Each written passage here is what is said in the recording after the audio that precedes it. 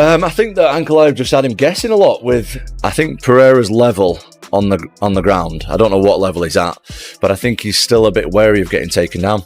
He definitely defended the takedowns well, but me with an educated eye watching it, I don't think Ankalaev was really trying to take him down that much. I think he definitely tried a couple of times. I think he did 10 or 11 takedown attempts, but I would say only 2 or 3 of them he went full blast. I think the rest of the time he was trying to tire him out with the grappling, standing, like the cage grappling stuff. So I think Ankalaev had the perfect game plan. He didn't overcommit, tired him out. I can't believe people watched that fight and thought that Pereira won. It was just wild to me that how many uneducated fans are out there, and how many uneducated fans thought it was a boring fight as well. I thought it was an amazing fight. Both guys did good, and I think that Ankalaev was just a lot better than him on the night. That's it. We've got a new champion, man. Magomed Ankalaev, light heavyweight champion. Congratulations. First of all, great fight. Anyone who says it wasn't doesn't know MMA. The key to winning for Ankalaev, in my opinion, he wanted it more. Pressure. He looked the fresher man. Mixed in between the takedowns and the striking beautifully. I wasn't sure if he would get a little bit ploddy and end up getting caught by the extremely powerful Alex Pereira. Lost his title, but the run that he has been on has warranted an immediate rematch, in my opinion. Magomed Ankalaev, to me, looks like he's got his... Tom Aspinall recently stirred the pot by taking aim at Maim Ankalaev and Alex Pereira, confidently claiming that if either of them ever made the jump to heavyweight, they wouldn't stand a chance against him. Aspinall went as far as to say he would dominate both men with ease. His comments come at a time when many fans feel the heavyweight division is going through one of its weakest periods in years.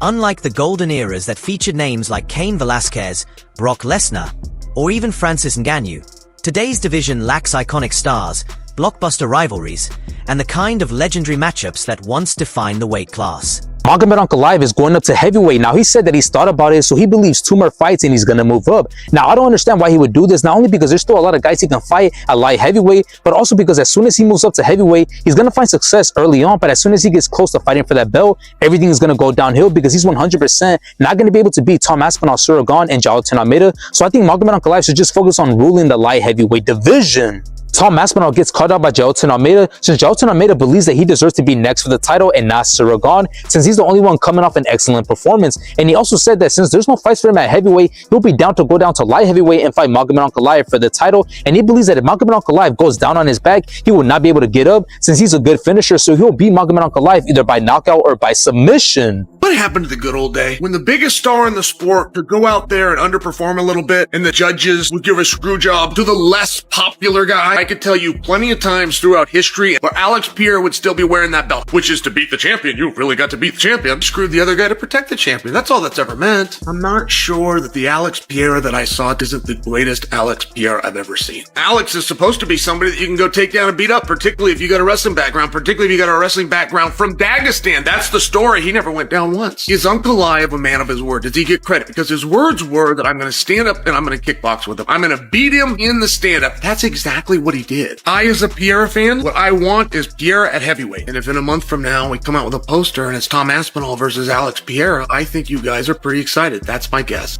Honestly, bro, as you go down the list, yeah, a lot of these guys, Spivak lost recently, Tabora's lost recently, Derek Lewis is on a win streak, but I think this division is shit. It's cooked, bro. It's cooked. Like, Teixeira's lost. Tom beats Gane. He's cooking for years. Yeah. If Tom beats Gane, like, Almeida's the only maybe other problem. That's not a problem for Tom. Nah, not at all. No. Aspinall may hold the belt, but the problem is clear. He's already taken out most of the division's top contenders. Beyond Ciryl Gane and Jailton Almeida, there aren't many fresh names left, and the weight class feels thin.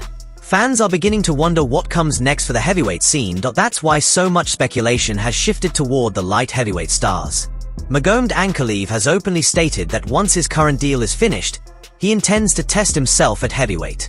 Meanwhile, Alex Pereira, the reigning double champ at middleweight and light heavyweight, has been dropping hints that a move up is on his radar too. Alex Pereira's been eyeing that move up to the heavyweight division. Do you think he still has a lot to prove before making the jump up? He has nothing to prove. If he wants to come up, I'm sure they'll let him come up. Heavyweight's a different game. Our skulls are bigger. We also hit harder. If he wants to be a heavyweight, he can give it a shot. I don't think it's a good idea. What was your reaction to the Yuri Prohaska knockout? To be expected, to be honest. Yuri's really, really good. He knocked him out 6 months ago. Is that a fight you would take if he is to come up to heavyweight? Yeah, I'll take it. And I'll wrestle. I want to shoot immediately. Tom Aspinall said the same thing. He said, The fella'd go and I'd run across, full blast and rugby tackle him. are you surprised no other fighters have gone in with that game plan? Well, a couple of people took him down, but I would do it like instantly. 40-yard dash. He wouldn't be getting up. I'd either knock myself out going in or I'd keep him there for a bit. Final one for me, just away from this card. Alex Pereira has been looming over the heavyweight division, wants to move to the heavyweight division, and he hasn't been looming over the heavyweight division. A People lot have of been guys saying he should go to the heavyweight division.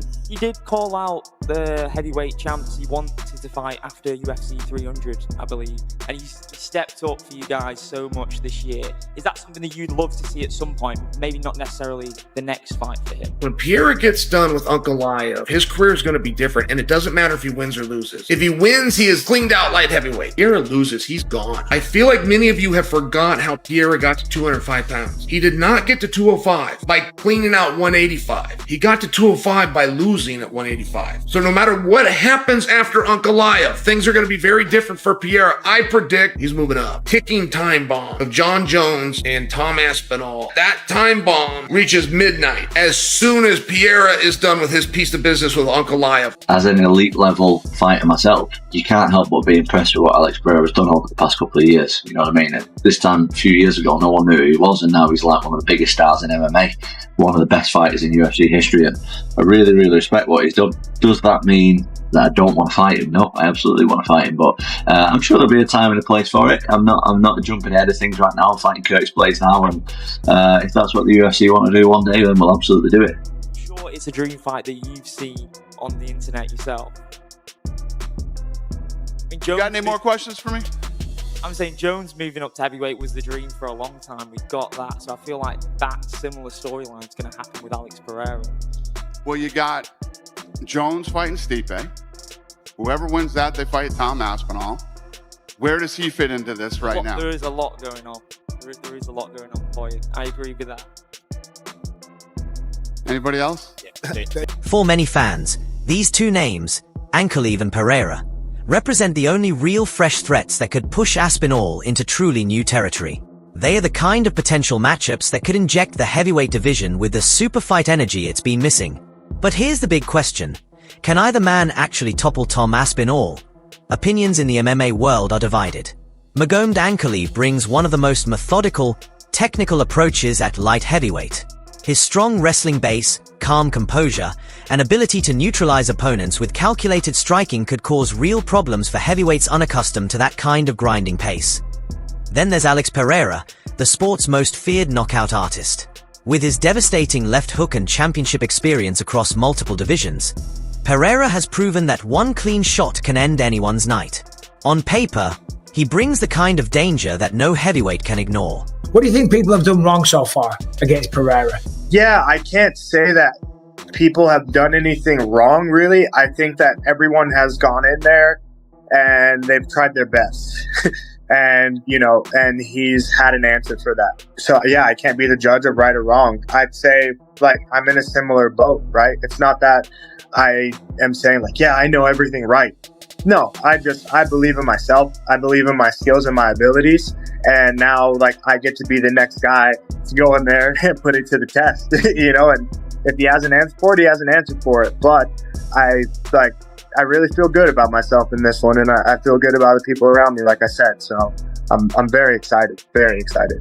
Back to Magomed. When you see the footage of him going home with the belt that was yours, and all the hoopla and stuff, how does that make you feel? People say that he won, people say that he lost, people say that I win, like very contested, right?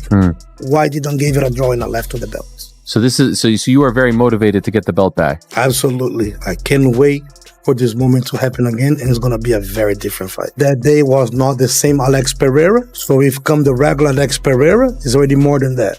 But imagine now if it's different. It doesn't have to be a knockout, but I feel that I have enough game to do whatever I want with this guy. Many fans can't help but draw comparisons to Tom Aspinall. Once his name enters the discussion, the tone shifts completely. With his blend of speed, size, and overall versatility, he seems like a nightmare matchup. At heavyweight, he holds a natural advantage, bigger, stronger, and far more at home in the division. His grappling skills are levels above what Pereira brings. And his striking is not only cleaner but also quicker than Ankalaev's. That's why a growing number of fans believe that, while these matchups sound competitive on paper, in practice Aspinall could end up dominating both opponents with relative ease. Here's a question with Aspinall. What happens with Aspinall in the second round? You want to talk about a guy who sprints. Yeah. You want to talk about a guy who's fast. One of the fastest heavyweights. He might be the fate in the history of the sport. I don't think anybody moves like that guy does. He beat everybody else's ass too. All the other heavyweights, ragdoll dudes way bigger than him. He's just a freak. And he is, again, the next the next advancement of the evolution of the sport. How so? Well, because he can do everything. That guy's got elite jiu-jitsu. He's got elite takedowns. His striking is outstanding. I mean, he knocked out Sergey, who's the scariest striker in all of MMA. Yeah. And he knocked him out in the first round. And the way he did it was just picture perfect. Like, I've seen a lot of heavyweight, even Francis, who's like the greatest, scariest power striker I've ever seen in the heavyweight division. No one's scarier than Francis. Francis does not move like Tom Aspinall. Tom Aspinall is significantly faster than every other heavyweight. That's a real problem. At a 250 plus pound frame, his movement's extraordinary. Why do y'all think John Jones don't want to fight Tom Aspinall? Is Tom Aspinall that good where John Jones should be worried? I think John Jones, me personally, nothing against Tom Aspinall, I think John Jones will walk through him. I personally think it's the toughest fight on hand for him. And why for him chance his legacy of losing a fight that he probably doesn't even have to take. He doesn't need the money. He doesn't need to prove himself anymore. I think it's a tough fight. I mean, I do think betting on the fight, I'm betting on John Jones, but I still think that Aspinall has got enough like athleticism to close the distance, right? Like John Jones wants this distance. He loves this. He's got this distance. And Aspinall's one of the heavyweights that he'd be fighting. They can close the distance hard and fast. You think Aspinall got a chance of beating John? I do. Absolutely. Yeah.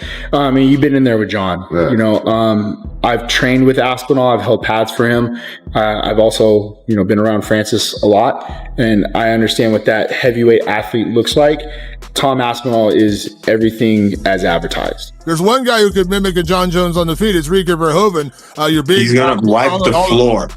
He's gonna wipe the floor with John Jones.